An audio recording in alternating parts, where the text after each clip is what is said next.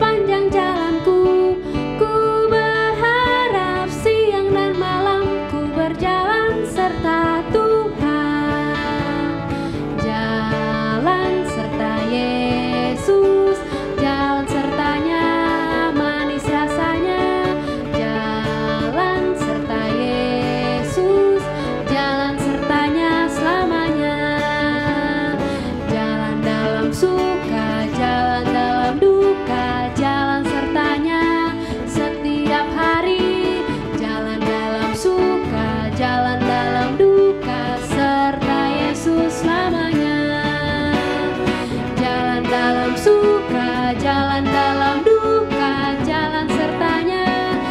setiap hari, jalan dalam suka, jalan dalam duka, serta Yesus selamanya, serta Yesus selamanya.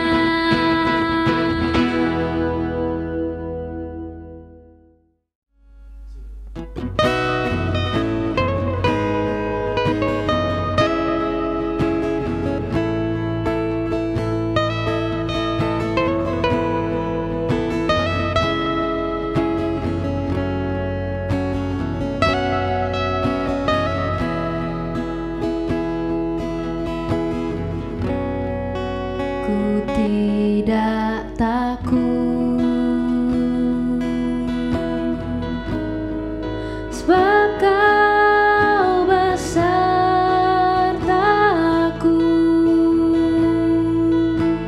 Ku tidak bimbang,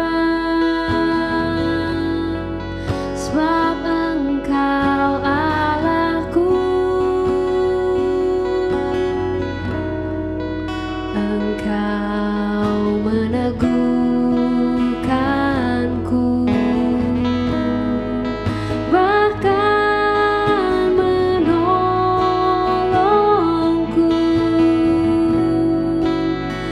Kau batu karangku, Yesus Tuhan. Yesus memegangku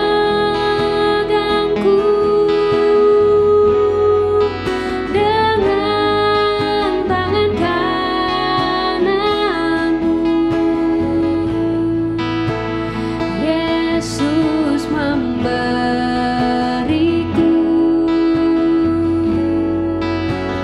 kemenangan. Yesus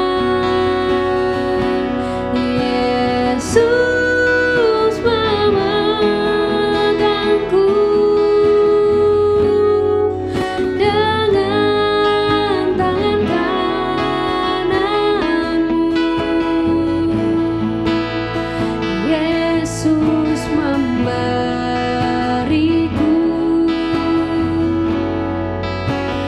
Yesus memberiku,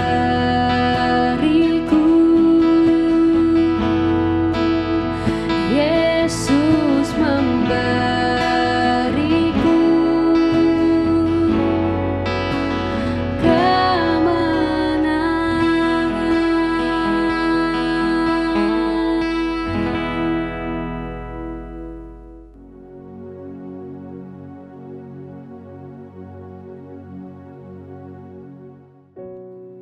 Saudara-saudara yang kekasih di dalam Yesus Kristus, Jemaat GPDI Bakti yang kami kasihi, kita mau mendengar firman Allah.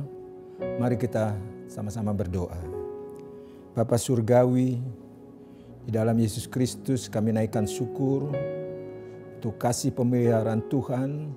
Sampai pada pagi hari ini kami boleh ada sebagaimana kami ada. Dan saat ini kami mau mendengarkan firman-Mu. Pakai hamba-Mu, urapi hamba-Mu, supaya firman yang diberitakan sebentar itu boleh menjadi makanan rohani buat kami dan menjadi berkat. Sehingga kami boleh bertumbuh di dalam iman, percaya kepada Yesus Kristus sampai akhir nafas kami, bahkan sampai Yesus datang pada kali yang kedua. Terima kasih urapi hamba-Mu, pakai hamba-Mu. Di dalam nama Tuhan Yesus Kristus kami mau menerima firman Allah. Semua berkata amin. Puji Tuhan. Saudara, pada pagi hari ini saya mau mengajak saudara membuka kitab Matius pasal yang ke-5. Ayat yang ke-16. Kitab Injil Matius dari pasal 5 sampai pasal yang ke-7 itu merupakan pelajaran yang Yesus sampaikan kepada orang banyak, ya, di sebuah bukit. Sebab itu pasal 5 ya yang berisi tentang berbahagialah orang yang miskin di hadapan Tuhan, berbahagialah orang yang berduka cita dan lain-lain sebagainya. Ada 9 tentang kebahagiaan itu. Ya, itu juga disampaikan oleh khotbah Yesus di atas bukit. Jadi dari mulai pasal 5 sampai pada pasal yang ke-7 itu merupakan khotbah Yesus atau pelajaran yang diberikan oleh Yesus di atas bukit. Puji Tuhan, hari ini saya mengambil pasal 5 ayat yang ke-16. Ini berarti pengajaran Yesus di bukit. Ya, saya bacakan ayatnya ini. Demikianlah hendaknya terangmu bercahaya di depan orang, supaya mereka melihat perbuatanmu yang baik dan memuliakan Bapamu yang di surga.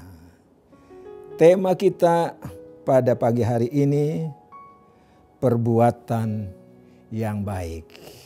Haleluya. Puji Tuhan, ya. Kalau kita membaca ayat ini dan mulai merenungkannya, akhirnya kita bisa mengambil kesimpulan bahwa di pundak setiap orang Kristen terletak kewajiban untuk menunjukkan perbuatan baik dimanapun kita berada. Meskipun acap kali perbuatan baik itu seolah-olah tidak menghasilkan apa-apa.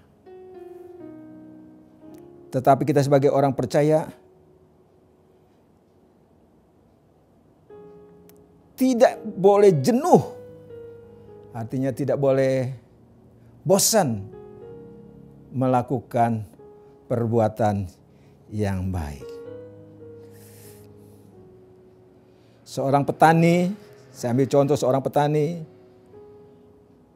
yang baru menabur benih. Jangan berharap dia akan esok harinya bisa panen. Jadi sebelum dia memperoleh panen itu, dia harus bekerja dengan sebaik-baiknya melakukan perbuatan yang baik supaya dia bisa memetik hasilnya semaksimal sebaik mungkin. Seandainya panennya gagal, ia pun tidak boleh berhenti bertani. Dia tetap bertani karena pada waktunya pasti ia akan mengumpulkan hasilnya. Nah, perbuatan baik tidak jemu-jemu kita harus perbuat. Coba kita baca di dalam Galatia pasal yang ke-6 ayat yang ke-9.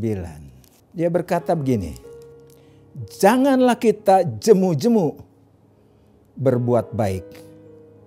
Karena apabila sudah datang waktunya, kita akan menuai jika kita tidak menjadi lelah.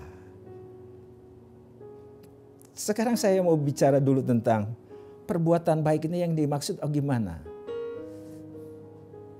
Perbuatan baik ini yang dimaksud adalah bukannya sedekah, beramal bukan. Perbuatan baik ini setiap kesempatan, baik di tempat kita bekerja, ya, ada orang yang bekerja di kantor, ada orang yang bekerja di sekolah menjadi guru, atau orang yang bekerja di gereja sebagai hamba Tuhan, pelayan Tuhan. Ini pekerjaan yang kita lakukan harus dilakukan dengan baik dengan penuh tanggung jawab. Jadi pekerjaan yang baik itu bukan hanya berbuat amal, memberikan sedekah kepada orang lain, atau memberikan uang untuk pembangunan rumah gereja. Bukan itu yang dimaksudkan. Sebab perbuatan baik itu yang kita pahami itu adalah hasil dari kita percaya kepada Yesus. Jadi dengan kata lain, buah dari keselamatan kita. Itulah kita berbuat baik. Merasa bertanggung jawab dimanapun kita berada.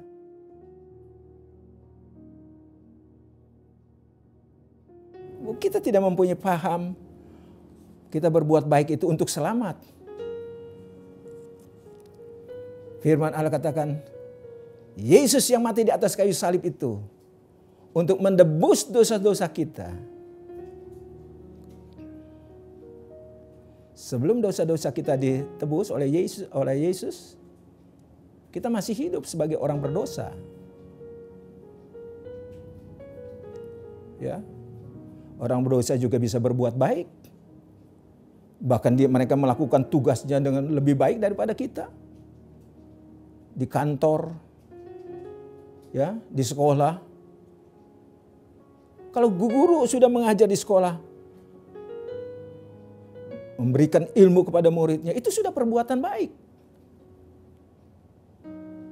Perbuatan baik untuk siapa? Untuk muridnya, untuk sekolahnya. Itulah yang dimaksud perbuatan baik. Jadi kita tidak jemu-jemu untuk berbuat itu. Saudara yang bekerja di kantor, saya ingatkan, jangan berbuat curang, jangan bekerja seenaknya pada waktu ada masih majikan, kita bekerja. Tanpa ada majikan, kita berbuat baik. Kalau memangnya ada yang mengatakan bagaimana kalau majikannya bengis, gaji tidak cukup, ya kita bisa keluar. Kalau memang kita tidak mencukupi itu gajinya, dia memperlakukan gitu, kita bisa keluar. Jangan sampai karena kita kerja di situ, kita merugikan orang baiknya. Inilah yang dimaksud kita bekerja, berbuat baik. Jadi berbuat baik itu di mana saja kita berada, kita mesti lakukan. Jadi bukan karena kita mau mencari keselamatan, nanti perbuatan baik kita diperhitungkan oleh Allah. Tidak. Itu bukan kekristenan.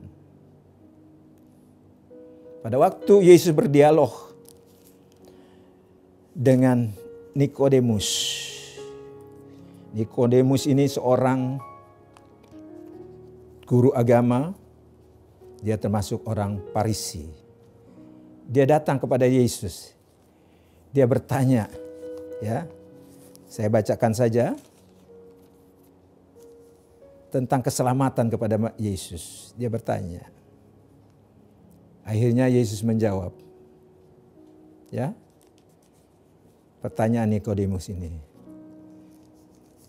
Dia jawab pada ayat yang ke-16, karena begitu besar kasih Allah akan dunia ini sehingga ia mengaruniakan anaknya yang tunggal supaya setiap orang yang percaya kepadanya tidak binasa melainkan beroleh hidup yang kekal.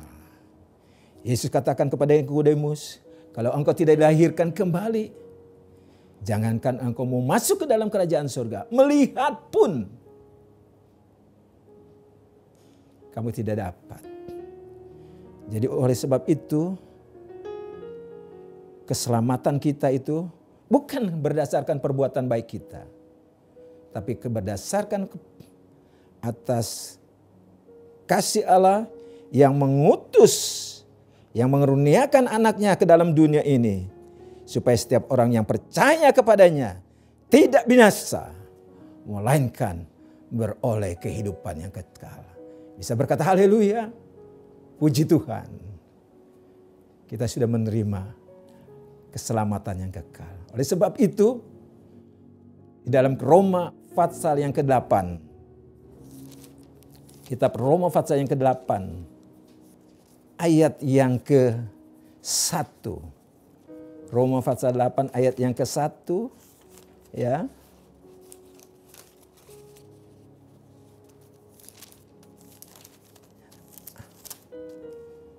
Demikianlah sekarang tidak ada penghukuman bagi mereka yang ada di dalam Yesus Kristus. Haleluya. Ini ayat yang menguatkan orang-orang percaya. Tidak ada penghukuman. Artinya waktu Yesus mati di atas kayu salib, kita percaya menerima kematiannya di atas kayu salib. Berarti kita juga sudah mati bersama-sama dengan Yesus.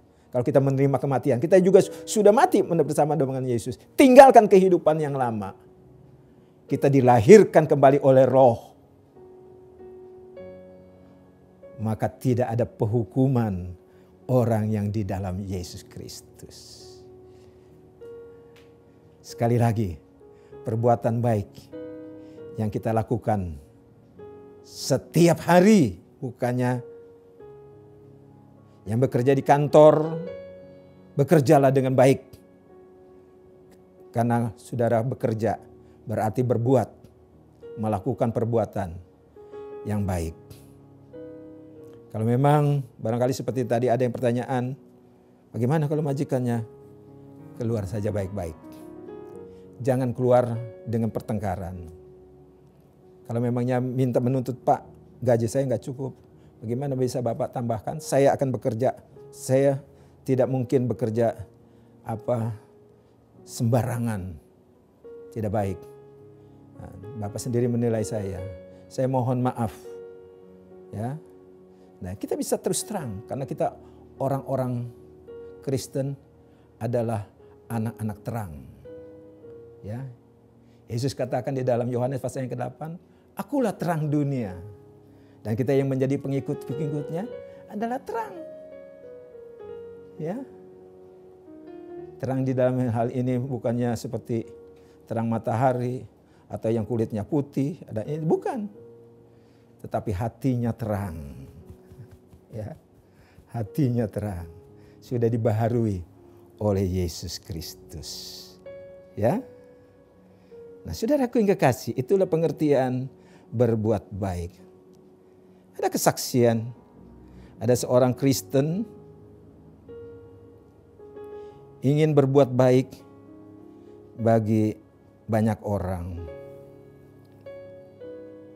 Dia pikir satu-satunya dia bisa memberitakan Yesus buat banyak orang. Kemudian dia mempunyai ide, dia mau membagikan traktat.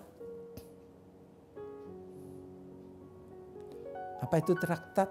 Nanti sudah bertanya pada saya. Traktat itu sepotong kertas, ya. Bisa kecil, bisa lebarnya seperti amplop surat yang kecil itu, kurang lebih sekitar 9,5 cm sampai 15 cm kurang lebih begitu panjangnya. Ada juga bisa lebih panjang, lebih lebar dari itu. Pokoknya isinya itu adalah ucapan-ucapan Yesus. Jadi traktat itu sepotong kertas kecil yang berisi ucapan-ucapan Yesus atau ayat-ayat dari Alkitab. Dengan maksud traktat ini dibagi-bagikan, karena kalau membaca Alkitab, ya, maka tentu, ya katakanlah sebetulnya membagi-bagi Alkitab juga bisa, tapi nanti dikatakan kita mengkristenisasi, ya. Jadi kalau traktat itu dibagikan, kertas kecil itu dibagi-bagikan, nah, ya, dengan harapan ada orang yang membaca dan kemudian dia percaya kepada Yesus Kristus. Nah, orang Kristen ini dia membagi-bagikan traktat di pinggir jalan. Ya, untuk negara kita sekarang ini tidak mungkin hal itu dilakukan, ya. Di pinggir jalan. Dia bagi-bagikan buat setiap orang yang lewat, ya. Dia bagikan traktat ini. Ia melakukan itu bertahun-tahun lamanya. Tetapi akhirnya setelah tidak melihat hasil yang nyata, ia berhenti melakukan itu. Jadi dia sih memang betul tujuannya untuk mendapat hasil, ya. Bagus, memang baik tujuannya itu. Tetapi dia merasa tidak mendapatkan hasil. Dia merasa tidak dapat. Padahal suatu pekerjaan yang baik itu tidak akan sia-sia. Bisa berkata amin? Amin. Suatu pekerjaan yang baik itu tidak akan sia-sia. Ya kalau kita belum menghadapkan hasil, barangkali memang Tuhan izinkan. Supaya kita lebih tekun lagi. Banyak berdoa. Mungkin kalau kita berhasil kita bisa congkak, bisa sombong. Bisa berkata, tuh dia tuh saya menangkan ke gereja. Ya. Bisa saja begitu. Ya. Nah, jadi karena memang dia merasa tidak membawa hasil, ya. Dia sudah melakukan itu bertahun-tahun, ya. Dan dia berhenti melakukan itu.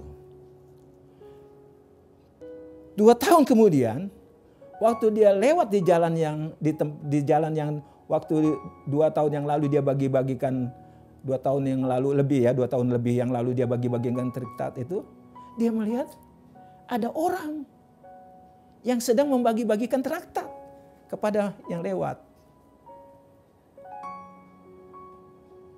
Saya katakanlah, orang ini saya sebut namanya Bapak B.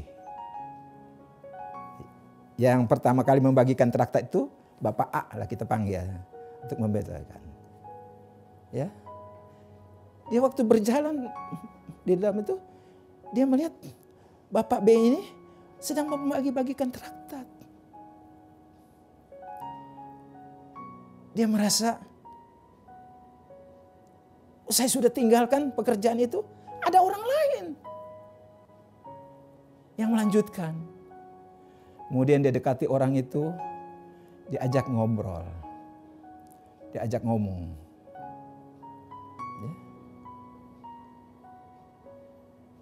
Dia ajak ngomong, kan dari pembicaraan itu, ya, dia dapat keterangan dari hasil percakapannya itu bahwa orang itu sudah menjadi orang Kristen. Sebelumnya dia bukan Kristen. Tapi pada waktu dia lewat di jalan itu beberapa tahun yang lalu, dia bilang, lebih dari 2 tahun yang lalu, dia bilang, dia menerima traktat di jalan itu. Dan waktu dia baca,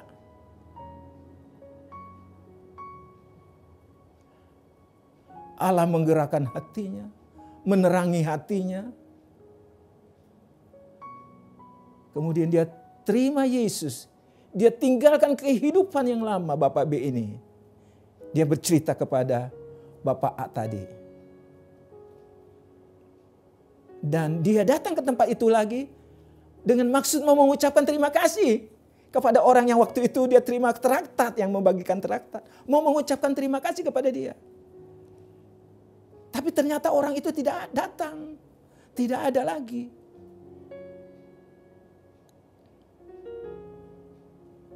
Nah, Bapak A ini yang pertama membagi-bagikan traktat itu, dia mengambil kesimpulan. Kalau begitu, tanpa dia tahu itu, ada orang yang sudah terjaring oleh traktat yang dia bagikan. Akhirnya dia mengambil keputusan, ya, dia mau mengulangi pekerjaan yang mulia itu untuk membagi-bagikan traktat. Jadi sebenarnya si Bapak itu mau mengucapkan terima kasih, dia balik lagi. Tapi oleh karena si Bapak itu tidak ada, sebagai ucapan syukur dia kepada Tuhan, maka dia juga mau cari traktat. Dari bapak pendetanya dia tanya, ya, bapak pendetanya bagaimana supaya dia bisa membagi-bagi traktat. Di tempat itu sayang sekali dia pikir, ya, membagi-bagikan traktat itu suatu pekerjaan yang begitu indah, begitu mulia, ya. Nah, dia berpikir gini, mungkin si bapak itu sudah tidak bisa bagi-bagikan lagi karena sudah mati barangkali. Dia pikir begitu.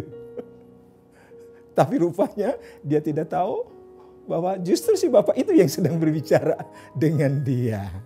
Ya, bukan bapaknya itu sudah mati. Tetapi dia berpikir 2 tahun yang lalu kok udah gak ada lagi. Ya, jangan dia sudah mati. Nah, akhirnya si bapak yang A itu, ya, bapak A itu merasa tertuduh dan dia mau melakukan pekerjaan yang mulia itu, ya. Nah, di sini di dalam kisah itu tidak diceritakan apakah dia sama-sama membagi waktu 3 hari, yang lain 4 hari, tapi saya percaya dia juga tidak mau menahan Bapak B itu yang sudah membagikan, yang melanjutkan tugasnya. Nah, dia mungkin akan mencari ke tempat yang lain. Haleluya. Janganlah jemu-jemu berbuat baik. Haleluya. Dia tidak akan kembali dengan percuma. Coba kita baca di dalam Titus, kitab Titus. Kitab Titus, ya. Habis Timotius kita dapatkan Titus, ya. Tesalonika, Timotius, kemudian kita dapatkan Titus. Titus pasal yang keempat. Pasal yang kedua. Ayat yang ke-14. Bunyinya demikian. Atau kita mulai dengan ayat yang ke-13. Dengan menantikan penggenapan pengharapan kita yang penuh bahagia dan penyataan kemuliaan Allah yang maha besar dan juru selamat kita Yesus Kristus. Maksudnya sambil menanti kedatangan Yesus pada kali yang kedua. Tuh maksudnya ayat yang 13. Yang telah menyerahkan dirinya, artinya yang telah mati di kayu salib bagi kita untuk membebaskan kita dari segala kejahatan dan untuk menguduskan kita bagi dirinya suatu umat kepunyaannya sendiri yang rajin berbuat baik. Amin. Haleluya. Puji Tuhan. Jadi saya katakan tadi, orang Kristen rajin. Jangan jemu-jemu. Ya, berbuat baik. Jadi perbuatan baik kita itu bukan untuk memperoleh keselamatan.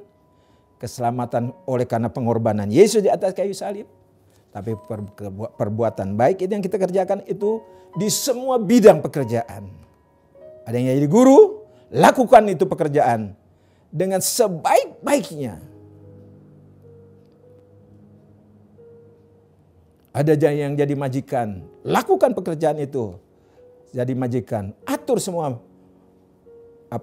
usaha pekerjaan itu dengan sebaik-baiknya. Dan kalau saudara orang Kristen menjadi majikan, melakukan itu dengan sebaik-baiknya. Berarti memperlakukan anak buah dengan sebaik-baiknya. Firman Allah katakan yang ya di atas ya. Yang tidak, tidak. Lain daripada itu adalah jahat adanya. Bisa berkata haleluya? Itulah perbuatan baik yang Allah mau supaya kita bertekun. Di mana saja kita. Jangan sampai kita seperti yang dialami oleh Bapak A tadi. Membagi-bagikan traktat. Dia pikir, udah tidak ada hasilnya ini. Udah bertahun-tahun saya melakukan ini. Ya. Dia lihat tidak ada ininya, hasilnya. Kemudian dia mulai berhenti. Begitu dia lewat jalan itu, ketemu dengan orang yang membagi-bagikan. Mereka tukar pikir, ya. Gimana bisa itu? Habis Saya tadinya mau datang kemari mau mengucapkan terima kasih. Saya ulangi lagi, mau mengucapkan terima kasih. Tapi ternyata tidak ada. Nah, kalau begitu bagian saya lah yang membagi-bagikan ini. Puji Tuhan. Tema kita adalah tekun berbuat kebaikan. Ini kebaikan yang kita lakukan ini bukan untuk masuk ke dalam surga, bukan. Tetapi untuk kita melakukan pekerjaan kita supaya majikan kita bisa menghargai kita. Memang orang Kristen tidak boleh main-main. Tidak boleh menjadi penipu. Kerja hanya mau menerima gaji buta. Apalagi kerja dengan orang. Saya pernah memasukkan seorang anak Tuhan karena mamanya, Oma itu udah tua. Saya minta tolong kepada seorang bapak.